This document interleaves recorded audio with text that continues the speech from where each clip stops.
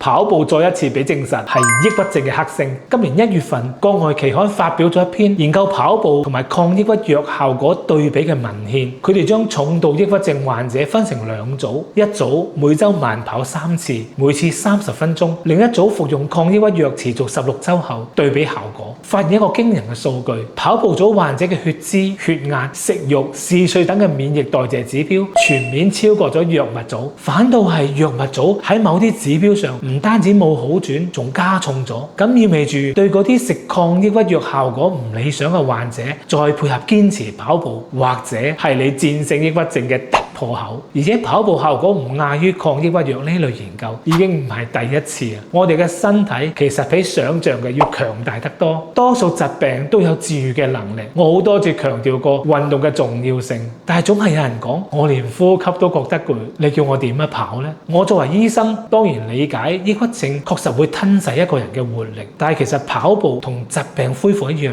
都係需要循序漸進嘅過程。今日喐唔到唔緊要啊，亦都唔需要自責。等你狀態好一啲，再開始去嘗試。只要動起身，每一次少少嘅進步都會俾你帶嚟巨大嘅成就感。當你一啲一啲跑起身以後，你會發覺你嘅身體每日都喺度發生積極嘅變化，抑鬱都可能一日比一日好。